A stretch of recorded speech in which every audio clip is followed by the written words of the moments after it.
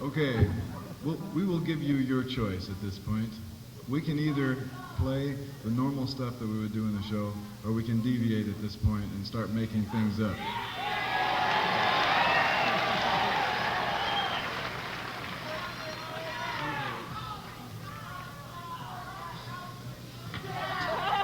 I can't hear you.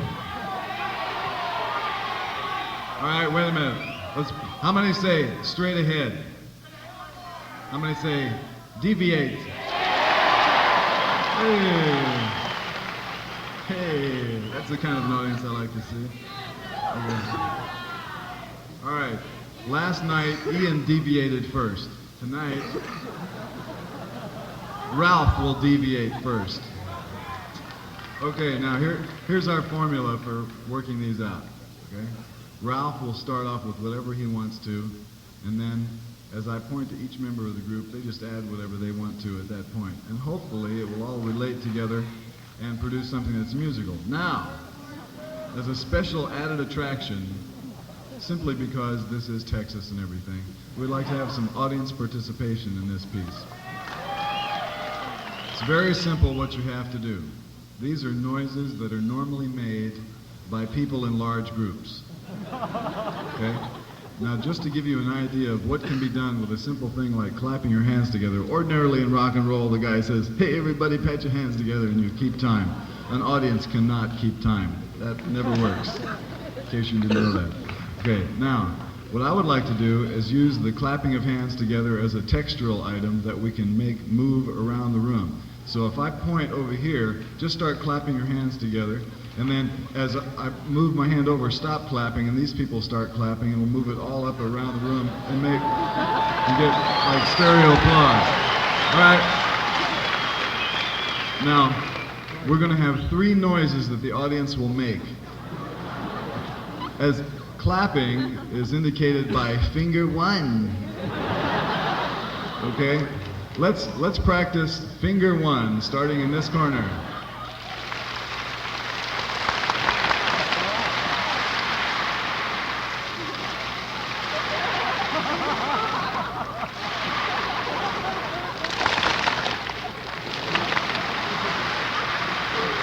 Now, in order to get depth going back and forth, we're going to have to, the people who are in the back area back there, if I point up like this, that's the back row underneath of the balcony, and then straight up is for the ones in the top of the balcony, and if I point down like this, it's the ones in the middle of the section, and then this, I know it might look a little bit complicated, but try and watch where those cues are, and you'll get more stereo out of it, you know what I mean?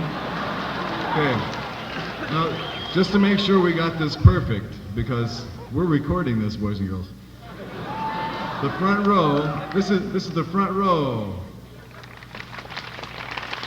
No, excuse me, that's incorrect. It's the front row isn't just the people in the very front row. It's like about the first 8 rows. First 8 rows, okay? The next 8 rows. And all the people who are back under the balcony. Okay, now let's see if you can tell the difference between the signals for the back and the front.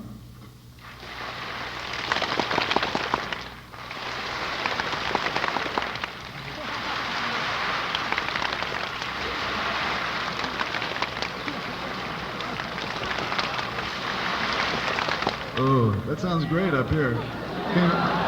Can you hear it moving around where you're sitting? Okay, here's the signal for 2 fingers like this. 2 fingers like this, ladies and gentlemen, is to go and then stamp your foot on the last beat, see? So it goes and then a glunk on the end, okay? And that's omnidirectional, you know, just you get it like that, and you just have the sis moving around the room. Okay, let's try the big sis.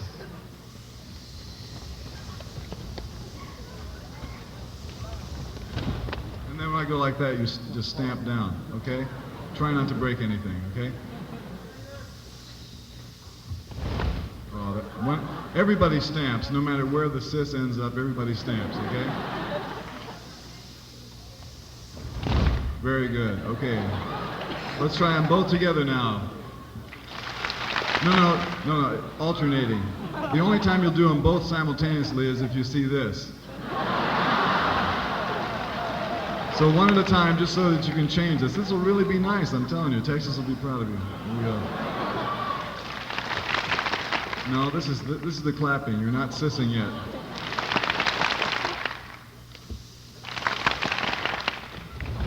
Whoa. No, you have to laugh in a very high-pitched voice, you know? Okay, now, this is for stomping. Try it again.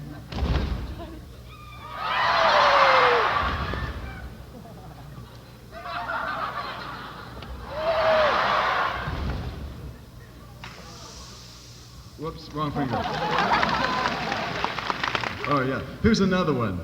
When you see this, here, make the noise that goes with that. So you guys do that. Yeah, okay, we've got it now. Take it away, Ralph Humphrey.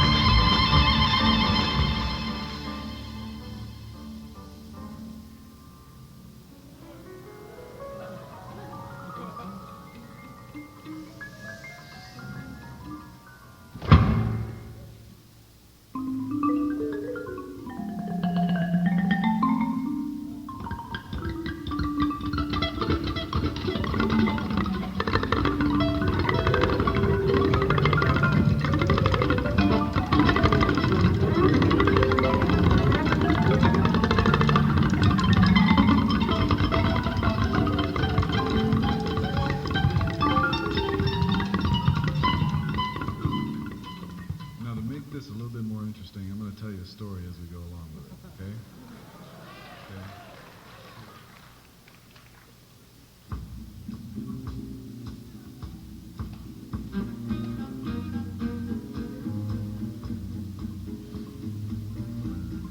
You know, some people, when they get a streak of bad luck, they go and commit suicide.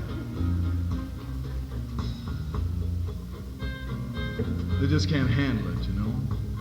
But well, it's only right that they should go and commit suicide. I mean, if you really want to kill yourself, that's what you should do. But for those other people who are just merely tormented, bring the band on down here.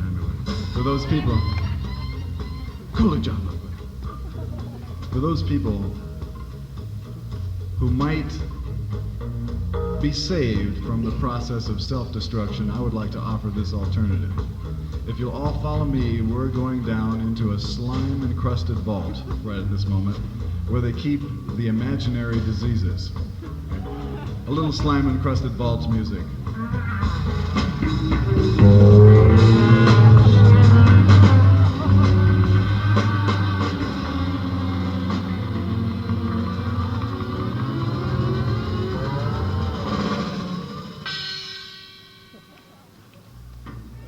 Ladies and gentlemen,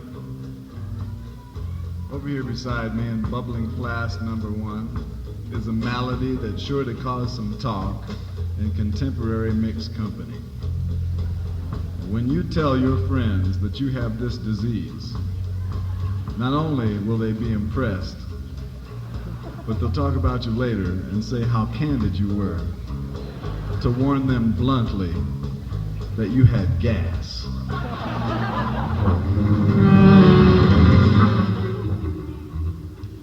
Keep the beat going even though they got gas. Now you understand the function of an imaginary disease. It's a disease that's going to help you get over the hump when you need to smooth out a lump in a funky sociological situation. In the old days, before everybody got cosmic and alert, you could tell your friends that, you know, if you didn't want to hang out with them too much, you could say, oh, I have a headache. But people are too evolved to fall for the headache story anymore. A headache is just too, how shall we say it, passé, you know what I mean? That's why we brought you down here to show you the imaginary diseases of the future. We have some spectacular bargains for the people who think they've seen it all, right over here in our terminal department.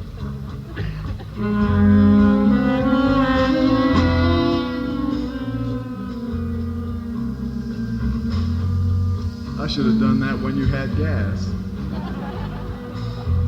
I'm a little slow-witted today as that bus ride killed me. Anyway, let's look over here at beaker number 2. Now this is a disease. If you tell people you got gas and they still want to borrow money from you, this disease is for them.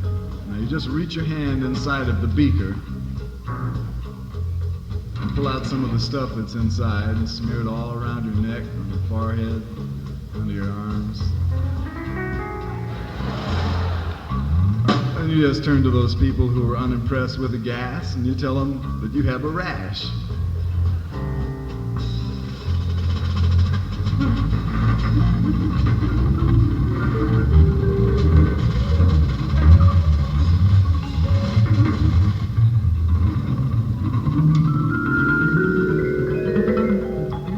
Now suppose that they don't want to know about your rash. They might have a rash themselves that they just haven't discussed with you yet. We have a disease down here in the vault that is the crown prince of imaginary diseases. This is a gourmet disease. It's so fantastic we keep it in well, it's disguised over with a red Akadama label on this bottle over here. And what's in this is the biological missing link between that most intriguing of nature's creations, the crystal, and your regular amoeba-like oozing bacteria. Can any of you guess what is in this beaker here? No? It's a virus. Now, a virus is an all-purpose disease. Plenty of that going around right now. Let's have some virus music. Now remember that a virus isn't a germ, and it isn't a crystal. It's somewhere in between. So that would indicate maybe you need hard sticks on the upper register of the marimba at the same time as low register trombone, a boogaloo lick on the bass, George with his elbows on the Hammond organ, a pizzicato violin, and an alto sax solo on top of it in 5/8. 1, 2, 1, 2, 3, 1, 2, 1, 2.